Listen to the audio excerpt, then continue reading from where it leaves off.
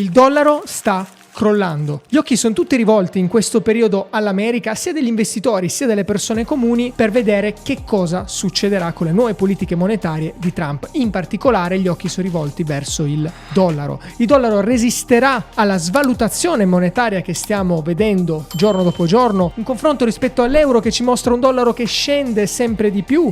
Riuscirà a sopravvivere, si riprenderà, sta crollando. Ormai tutti i social parlano di crollo imminente, di catastrofe finanziaria, di fine di ogni cosa. Ma la verità, come al solito, sta nel mezzo. Il dollaro quindi sta crollando, la risposta è sì, ma non nel modo in cui pensi. Quindi rimani con me fino alla fine di questo video, perché ti mostrerò i dati reali che ci parlano di una situazione diversa, o meglio di un crollo diverso. Infatti, per capire di quanto sta realmente crollando il dollaro, perché sì, sta crollando, ma non devi paragonarlo alle altre valute, come per esempio l'euro, piuttosto dovresti paragonarlo agli asset. Mentre oggi gli esperti litigano sui BRICS, su valute ancorate nuovamente all'oro, valute digitali di Stato, youtuber in panico qua sui social, la vera distruzione sta avvenendo ormai da anni proprio sotto al nostro naso.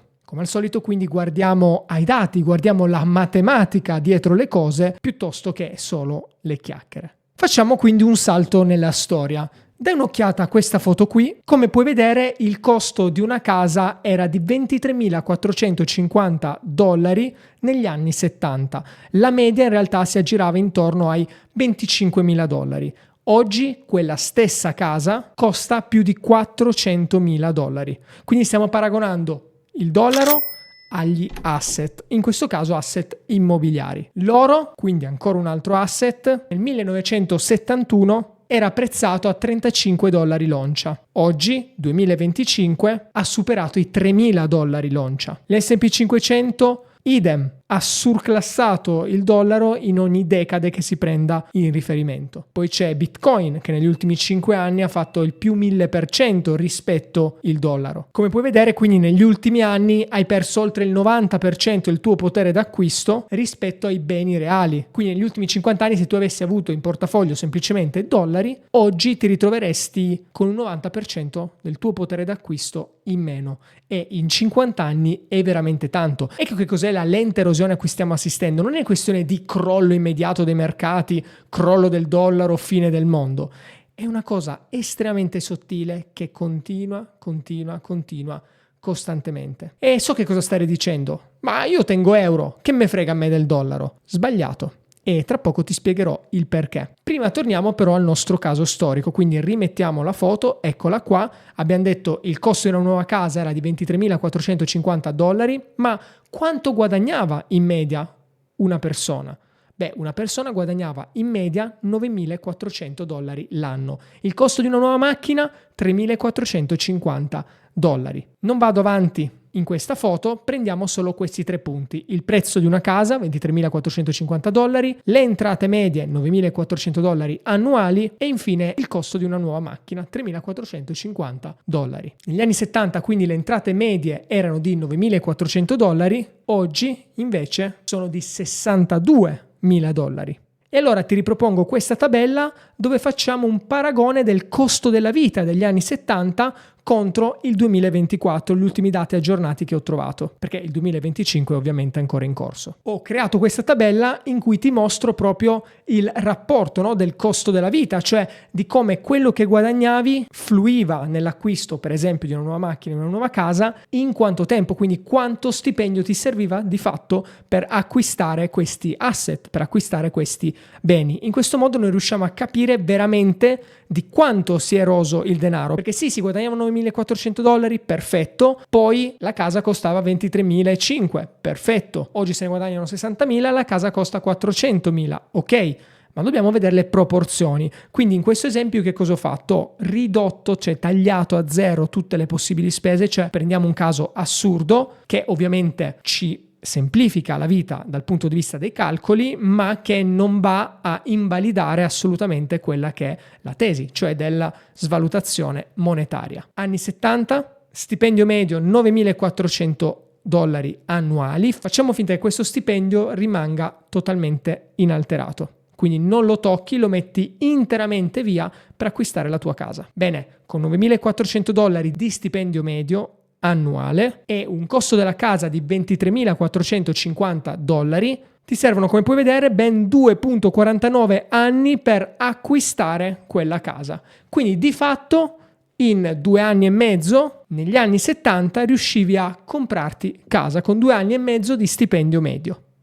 Oggi, con 62.000 euro l'anno di stipendio e un costo medio delle case di 412.000 euro, e questi dati li puoi trovare ovunque online, ti servono in media 6,73 anni. Quindi ci vogliono 6 anni e 7 mesi, 6 anni e mezzo per acquistare quella stessa casa. Quindi un incremento in termini percentuali del 1.681%. Cosa significa questo? Significa che rispetto agli anni 70, oggi ti servirebbero 3 anni in più per acquistare quella stessa casa. Questo se riuscissi a mettere da parte tutto. Infatti, se andiamo a caricare le spese, che sono notevolmente più alte oggi rispetto al passato, non sono in proporzione, in realtà molti beni come per esempio l'elettricità sono schizzati alle stelle, quel divario aumenta ulteriormente. Andiamo a un esempio allora ancora più semplice, quindi ritorniamo alla nostra immagine e vediamo la macchina. Ora, costo della macchina $3.450 negli anni 70, oggi costo medio $48.000, negli anni 70 ti sarebbero serviti 0,37 anni di stipendio, quindi 3-4 mesi per comprarti l'auto. Oggi, nel 2024, invece te ne sarebbero serviti 0,7, quindi 7 mesi. Ancora una volta un 1290% in più. Quindi negli anni 70 in 3-4 mesi compravi l'auto, oggi te ne servono 7-8 mesi. Negli anni 70 in 2 anni e mezzo ti compravi la casa, oggi ti servono più di 6 anni. Ho riassunto tutto in questa schermata che rende le cose più interessanti. In verde puoi vedere gli anni di stipendio per poterti permettere casa e auto, e in blu negli anni 70, e in blu invece oggi nel 2024. Qui vedi chiaramente la colonna blu che è molto più alta perché ti serve molto più tempo. Ora però andiamo a vedere un altro particolare, andiamo a vedere l'oro, quindi un asset. Per capire veramente l'erosione del denaro dobbiamo capire la sua perdita del potere d'acquisto. Quindi l'abbiamo paragonato all'acquisto di casa o auto, quindi degli asset, sì, dei beni della vita quotidiana. Andiamo però a analizzare il comportamento dell'oro rispetto a questi asset. L'oro abbiamo visto che rispetto agli anni 70, che stava a $35 all'oncia, oggi è scambiato a $3.000 l'oncia, quindi andiamo a mettere di nuovo tutto sulla tabella precedente e vediamo che cosa sarebbe successo se io avessi tenuto oro piuttosto che dollari. Ecco quindi la nostra tabella. Come puoi vedere, il prezzo di una casa nel 1970 $23.450, oggi $417.000, il prezzo dell'oro negli anni 70 $35 l'oncia, il prezzo dell'oro nel 2024 $2.389 all'oncia. Nel 1970, se io avessi pagato quella casa in oro, mi sarebbero servite 670 once, quindi 670 per il valore di ogni oncia $35, avrei comprato $23.450 di casa. Oggi, come puoi vedere, mi bastano 174,8 once. Che cosa significa tutto questo? Significa che oggi mi serve meno oro rispetto al passato per acquistare un immobile, per acquistare una casa media. Rispetto al dollaro, l'acquisto di quella casa è più alto in termini di prezzo, rispetto invece all'oro è calato del 73,9%. Quindi mi serve il 73,9% di oro in meno per acquistare quella casa. Nel caso dell'auto, di nuovo, stessi prezzi, quindi i valori della tabella rimangono costanti, però le once d'oro che mi servivano negli anni 70 erano 98 per acquistare un'auto media, oggi per acquistare la stessa auto mi bastano invece 20 once d'oro. Ecco la differenza tra un asset, quindi l'oro, e il dollaro, una valuta. Il dollaro si svaluta, gli asset si apprezzano nel tempo. E a proposito ho creato una guida gratuita in cui ti spiego il segreto dei ricchi, cioè come posizionarsi sui mercati realmente. È una guida totalmente gratuita, secondo me un must assoluto da avere in portafoglio. La puoi trovare qua sotto, ti lascio il link, cliccala, scaricala, è assolutamente gratuita. È un corso di 4 video dove ti spiego esattamente come utilizzare gli asset, come fanno i ricchi investitori, quindi come posizionarsi realmente sui mercati per trarre il massimo del profitto proprio da questa cosa qui, quindi da questa svalutazione programmata del denaro. Ti lascio qua sotto il link. Ecco, ora, come nel caso precedente, ti mostro il grafico. Questo grafico qui è identico a quello di prima, solo che questa volta utilizziamo l'oro. Quindi vedrai la barra in giallo, che è la quantità di oro che ti serviva negli anni 70 per acquistare un immobile, una casa o un'auto, e in blu invece nel 2024. In questo caso, rispetto invece prima, mettiamo i due grafici così li vediamo, nel 2024 ti serve più denaro rispetto agli anni 70, mentre lato oro nel 2024 ti serve molto meno oro rispetto agli anni 70. Ecco, questo è l'esempio lampante di quella che è la svalutazione monetaria, la vera svalutazione monetaria, quindi non il crollo, il crisi e tutti moriamo, no, questa è la svalutazione monetaria, è silenziosa, è lenta, è graduale e colpisce tutti. Arriviamo allora alla risposta della domanda iniziale. Sì, ma io ho gli euro, io uso gli euro, che mi importa dei dollari? Vero? Vediamo che cosa è successo per esempio in Cina, che in soli 3 mesi ha iniettato 10 trilioni di yuan, quindi ha iniettato liquidità nell'economia, portando la valuta ad implodere rispetto agli asset reali. Ma perché ti sto parlando della Cina? Beh, perché questo è lo stesso identico meccanismo che abbiamo visto negli anni 80 con l'Unione Sovietica, il crollo dell'Unione Sovietica, ed è lo stesso identico meccanismo che viene utilizzato negli Stati Uniti e, indovina un po', anche in Europa. Perché stiamo parlando sempre di valute fiat, è la stessa solfa, che sia euro, che sia yuan, che sia dollaro, sono tutte valute fiat, e in mezzo a questo marasma di valute fiat il dollaro ad oggi è quella un po' più stabile, è quella un po' più forte. Quindi andiamo a vedere quella che io chiamo la camicia più pulita dentro un cesto dei panni sporchi, ma anche in questo caso, come abbiamo visto, rimane pur sempre un panno sporco senza valore intrinseco, che tende a svalutarsi nel tempo e che quindi è totalmente diverso dagli asset reali come l'oro, come l'energia, come gli immobili, come le materie prime e ovviamente anche come Bitcoin. Arriviamo quindi al caso dell'Italia, quindi analizziamo velocemente uno specchietto dell'Italia e poi andiamo in conclusione. Stipendio medio annuo negli anni 70 in Italia 1.320.000 lire. Questi sono i dati che ho trovato online, cioè 680 euro circa di oggi. Stipendio medio annuo nel 2024, 20-30.000 dollari. È una media, in realtà c'è chi guadagna 1.200 euro al mese, c'è chi ne guadagna di più, quindi si è fatta un po' una mediana di questi prezzi, però ipotizziamo che sia intorno ai 20-30.000 all'anno. Prezzo medio a questo punto di una casa negli anni 70, 6 milioni di lire, cioè 3.098 euro di oggi. Prezzo di una casa oggi, 2024, identica, siamo su 200.000 euro. Poi abbiamo il prezzo medio di un'auto nuova negli anni 70, 825.000 lire, quindi circa 426 euro, oggi 30.000 euro. Quindi facendo il calcolo che abbiamo fatto con gli Stati Uniti poco fa, negli anni 70 in Italia ci volevano circa 6 mesi di lavoro per poter acquistare un'auto, mentre oggi ci vuole un anno e mezzo. Per la casa invece siamo a 4,6 anni di lavoro negli anni 70, quindi comunque di più rispetto agli Stati Uniti, perché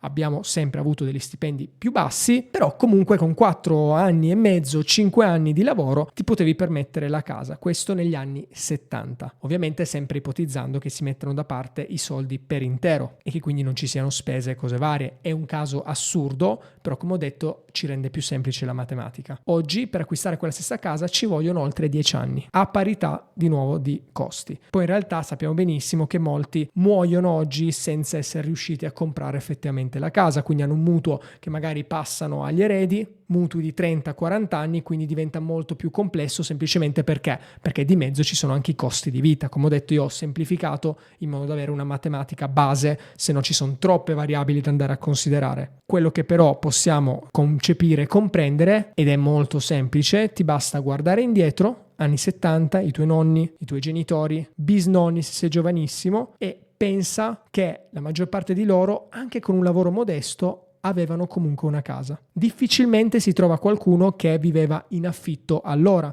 a meno che non era una situazione proprio drastica o semplicemente non gli interessava comprare casa. Oggi, a parità di lavori, quanti possono permettersi quella casa? Io mi ricordo mio nonno, per esempio, operaio, muratore, è riuscito con sacrificio a mettersi da parte, lavorava lui e lavorava mia nonna in un'azienda tessile, sono riusciti a comprare 2 case più una casa al mare. Oggi quanti muratori, quante coppie lavorano con uno stipendio normale, medio, e riescono a permettersi anche solo una casa. Questo è quello che noi dobbiamo guardare quando parliamo di svalutazione monetaria. Purtroppo l'essere umano ha questa cosa che riesce a focalizzarsi solo sul momento presente, non vede ciò che è stato in passato, ma se guardasse indietro si renderebbe conto, quindi facendo zoom out, guardando un time frame, una linea temporale più ampia, si rende conto veramente di quanto sia pesante questa svalutazione monetaria. E arriviamo quindi in conclusione. Quello che ti serve oggi veramente è costruire una ricchezza a prova di crollo. Cosa significa?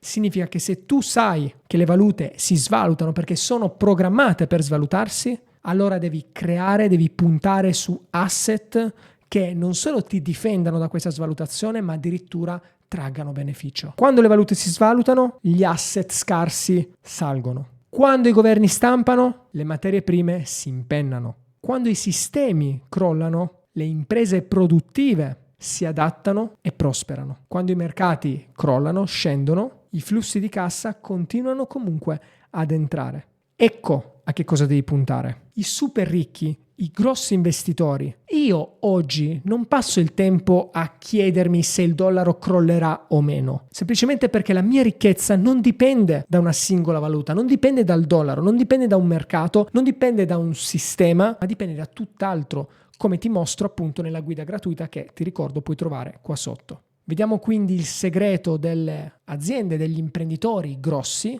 Non si punta ad accumulare cash inerte, denaro che rimane lì, si svaluta, perde valore ogni giorno, ma si punta a colpire asset produttivi, quindi asset in grado di produrmi più ricchezza, più denaro. Non devi dipendere da un'unica fonte di reddito, ma devi costruire entrate multiple, motori multipli che ti portano ancora più ricchezza, perché l'unico modo per combattere la svalutazione monetaria, quindi difenderti, è guadagnare di più. Più guadagni, più riesci a preservare, più guadagni, più investi, più riesci a preservare del tuo capitale e aumentarlo nel tempo. E soprattutto non devi reagire al caos economico, ma lo devi sfruttare per fare utili, perché proprio quando c'è caos e proprio quando c'è paura sui mercati che compaiono le migliori opportunità. Quindi se vuoi veramente costruire ricchezza a prova di crollo e prosperare in un clima di incertezza, di paura, di caos, tutto quello che devi fare è spostare il tuo focus su questi punti che ti ho detto, sugli asset produttivi, sul cercare di costruire entrate multiple, investire e proteggere quindi il tuo patrimonio dall'erosione programmata del denaro, utilizzando questa erosione a tuo favore. I ricchi, ricordati, creano sistemi. La persona comune, subisce quelle che sono le politiche monetarie. La vera domanda che dovresti porti quindi adesso è se, mentre lo yuan crolla, mentre il dollaro crolla, mentre l'euro crolla, perdono valore, se tu stai veramente costruendo ricchezza a prova di crollo o stai semplicemente aspettando che i tuoi soldi si svalutino.